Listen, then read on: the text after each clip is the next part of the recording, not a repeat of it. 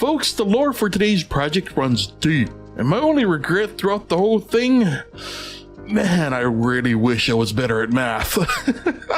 But bad math aside, ladies and gentlemen, this is Dev Diary, a series where I try to make my own video games. So if game dev videos are your thing, consider subscribing to the channel and make sure notifications are turned on so you don't miss future videos. Now, the theme of today's project was to keep things simple. So each event presents the player with two numbers, and the player must simply choose a side. In making a choice, we'll update each side's scores. The chosen side is given points and the other loses points.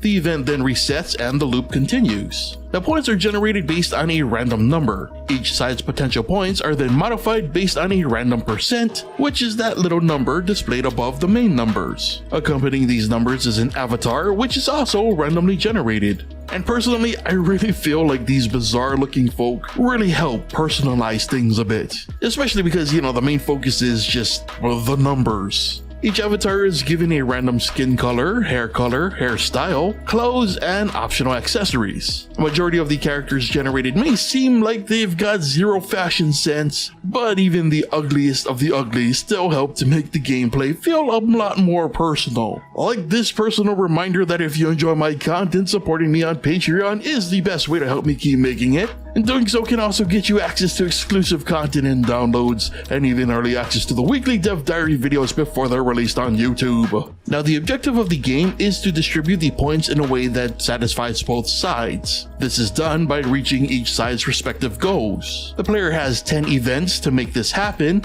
and after the 10th event, a whole bunch of things happen. First, each side will have a reaction to whether or not their goal has been met. Now, internally, this is set up as people versus the player. And so if the people don't reach their goal, their ire meter rises. If the player doesn't reach their goal, their id meter drops. Both sides' scores are then reset, new goals are set, and the process repeats. Now, every 5 events advances the in-game year by 1, with a cap of 100 years. And at the end of 100 years, the game ends regardless of how well the player may be doing. So the loop is pretty simple. Try to balance the constant shift in points distribution, reach goals, and try not to reach either side's end. However, should the people's ire max out, the player is quote-unquote removed, leading to a game over. And to explain what happens to the player should their id reach 0, well, let's rewind a bit and briefly talk about the lore behind this project. This concept was originally a minigame in a larger project, and it was inspired by the game Reigns. Long story short, this was a quote-unquote battle mechanic where the player would have to balance integrity against questionable profit methods. It was a whole thing, and while working on it for the project, I really became intrigued with the idea, but from the opposite perspective. Like, what if failure wasn't a loss of integrity, but more of a personal challenge? See, part 2 of the lore here was this was originally going to be an April Fool's release, a game and all. Plans changed for multiple reasons, but one major reason was because of what happens when the player loses all id. And that is nothing.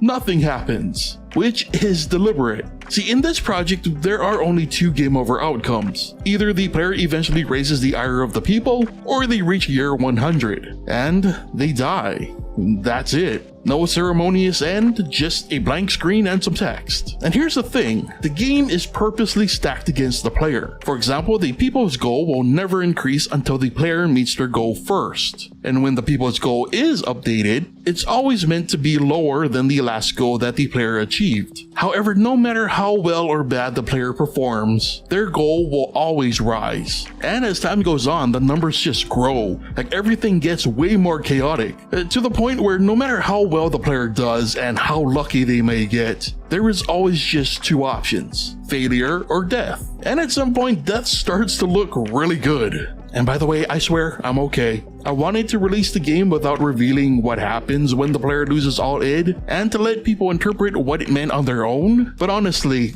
my lack of math skills makes the number game just way too obvious. And more importantly, I was just afraid that people would just assume that the game was broken or unfinished. And I really wanted people to think about this the same way that I did while making it, you know? Like, what is the best game over ending? Do all the endings even have to exist in-game? And what does it mean if the id means nothing? I mean, when the player dies, the accompanying text is just, was it worth it? And, you know, well, was it?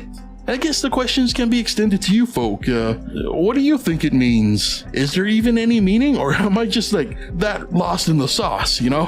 I would love to know what you think, so be sure to share your thoughts in the comments. And if you enjoyed the video, be sure to leave a like. But with that said, brings us to the end of today's Dev Diary, so thank you so much for watching, and I'll see you next time.